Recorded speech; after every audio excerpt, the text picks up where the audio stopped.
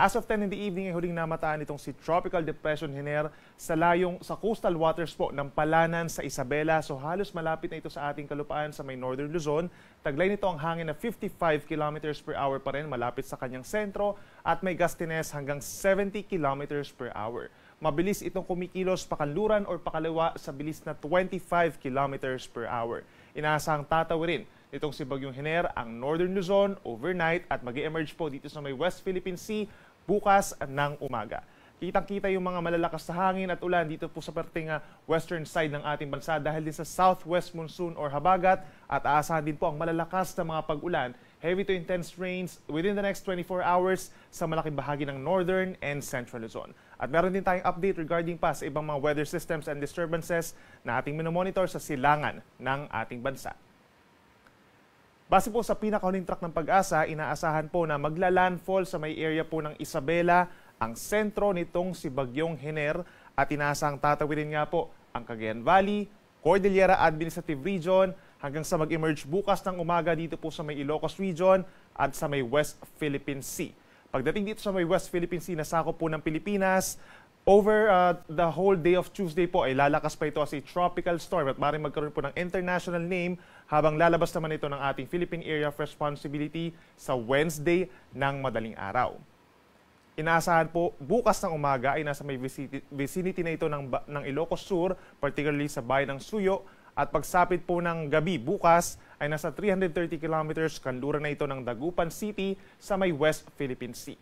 Kitang-kita dito sa ating latest track, itong circle po associated po dun sa diametro o yung kabuang lawak nitong si Bagyong Hiner. At dyan meron mga malalakas na hangin na between 40 to 55 kilometers per hour. Kita rin dito sa ating latest track yung uncertainty na tinatawag, yung cone of probability kung saan maaring umakyat ang bahagya dito sa may parting Ilocos Sur or bumaba pa ng bahagya yung sentro bukas ng umaga nitong si Bagyong Hiner sa may areas po ng Pangasinan. Kaya lagi po mag-antabay sa ating mga updates. Sa ngayon po nakataas ang Tropical Cyclone Wind Signal number 1 o babala sa malalakas na hangin sa halos buong Northern and Central Luzon, kabilang na rin dyan ang Northern Quezon. Signal number 1 po dito sa may Cagayan, kabilang ng Babuyan Islands, pababa ng Isabela, Quirino, and Nueva Vizcaya. Signal number 1 din po sa buong Cordillera Region, kabilang ng Apayao, Kalinga, Abra, Ifugao, Mountain Province, and Benguet. Sa buong Ilocos Region, Ilocos Norte, Ilocos Sur, La Union, and Pangasinan. At signal number 1 din po sa may Zambales, Tarlac, Nueva Ecija, northern portion of Bulacan, kabilang ng Doña Remedios Trinidad, San Miguel, San Ildefonso, Baliwag, and San Rafael, northern portion of Pampanga, kabilang ng Porac, Angeles, Magalang, Arayat, Mabalacat, Florida Blanca, Santa Rita, Guagua, Bacolor, Mexico, Santa Ana, San Fernando, gayon din sa Candaba, San Luis, San Simon, Santo Tomas, Apalit, and Minalin.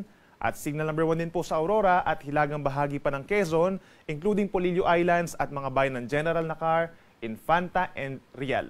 Overnight po makakaranas tayo nga ng hangin na nasa 40 to 55 kilometers per hour at inaasahang bukas ng umaga, mananatili pa rin yung ating mga tropical cyclone wind signals number 1 dito po sa may area sa may Cordillera Region, Ilocos Region at kanlurang parte pa po ng Central Luzon.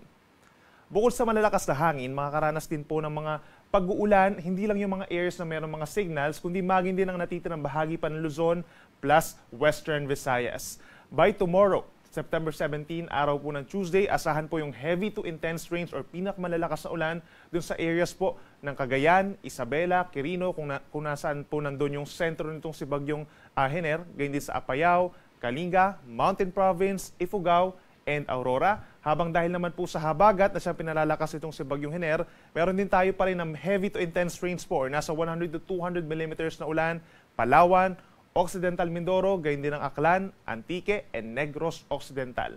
Bukas naman, meron pa rin tayong moderate to heavy rains or pamisa-misa malalakas pa rin na pag-ulan dito sa rest of Car or Cordillera Region, rest of Cagayan Valley, Ilocos Norte, Nueva Ecija, Bulacan, Quezon, Rizal, hanggang dito sa may rest of Mimaropa, rest of Western Visayas, rest of Negros Island Region, at buong Bicol Region.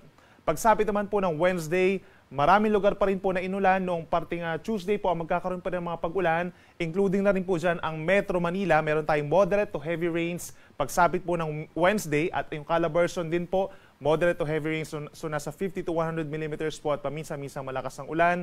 Yung Metro Manila and Calabarzon po, by tomorrow asahan yung kalat-kalat na ulan na nasa halos 50 millimeters pa rin po. So mga light to moderate with at times heavy rains din ang mararanasan. Then pagsapit ng Thursday, mas mababawasan yung mga magiging pag-ulan natin dahil po sa habagat, kabilang ng Occidental Mindoro, nandyan pa rin yung heavy to intense na mga paulan, habang meron pa rin moderate to heavy rains over Metro Manila, Zambales, Bataan, Aklan, Antique, and rest of Mimaropa. Pagsapit naman po sa malalakas na hangin, naasahan pa rin po natin yung dahil sa habagat plus itong si Bagyong Hener dito po sa Batanes, Mimaropa, Bicol Region, Visayas, and Mindanao. So itong mga areas po ay apart from those na nagkaroon po tayo ng malakas na hangin dulot po nitong si Bagyong Hener. So ito ay dahil po sa habagat, lalo na dito sa may part ng Visayas and Mindanao. Habang pagsapit po ng Wednesday, magpapatuloy po yung mga pabugso-bugsong malakas na hangin over Zambales, Bataan, Pampanga, Bulacan, Metro Manila, Calabarzon, Mimaropa, Bicol Region, hanggang dito po sa may Visayas and Mindanao. Inuulit po natin dahil po yung mga hangin na ito ay dahil po sa southwest monsoon. Kaya naman patuloy po na paalala sa ating mga kababayan, mag-ingat pa rin po sa mga posibleng pagbaha at pagguho ng lupa, lalo na sa mga bulubundukin na lugar dito sa may Cordillera Region and Cagayan Valley. Asahan din po yung pag-apaw ng mga ilog doon sa mga areas dito sa may mainland Luzon.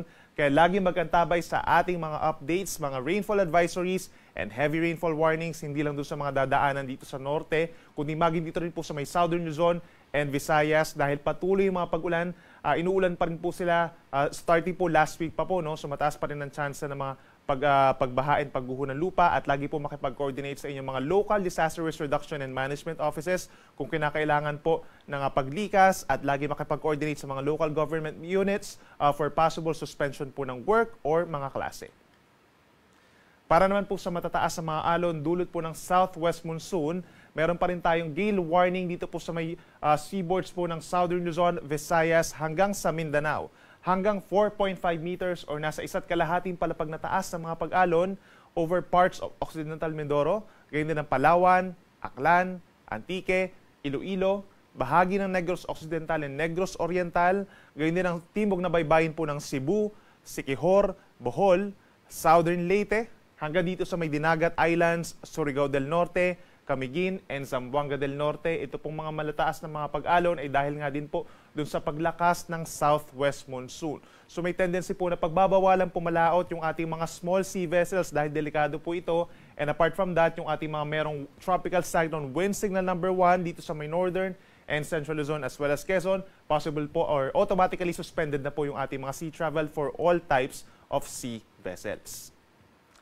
At update naman po dun sa ating minomonitor na isa pang bagyo. Sa labas ng Philippine Area of Responsibility, tropical storm with international name na pulasan, nasa higit 2,000 kilometers po ito sa silangan ng Central Luzon at bahagyang mas malakas, 65 kilometers per hour, malapit dun sa kanyang sentro at may gustiness hanggang 80 kilometers per hour at kumikilos ng mas mabilis west-northwest sa bilis na 20 kilometers per hour.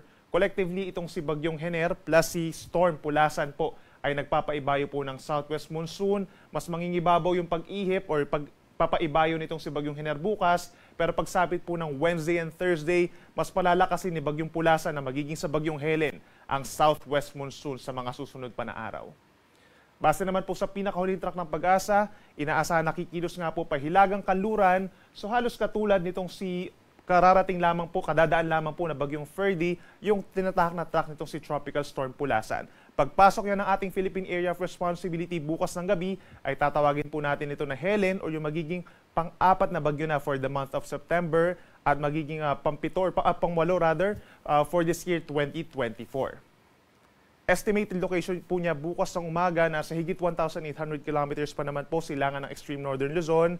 Mas lalapit pa at 1,360 kilometers silangan ng Batanes pagsapit po bukas ng gabi kung saan papasok nga ito ng PAR at mananatili sa loob ng ating area of responsibility in less than 24 hours lamang. So maring by morning nasa loob pa ito ng PAR, pero pagsapit po ng hapon ng Miyerkules or gabi ay nasa labas ito ng PAR patungo po sa may southern islands of Japan. Gayunpaman, pagsapit po ng Wednesday and even Thursday, Tulad nung nakapakita natin kanina sa forecast rainfall, magpapaibayo pa rin po itong si Bagyong Helen ng southwest monsoon, lalo na po sa may Luzon and Visayas. So lagi po magantabay sa ating mga updates regarding dito sa mga tracks nitong si Bagyong Hener at yung magiging bagyong si Helen.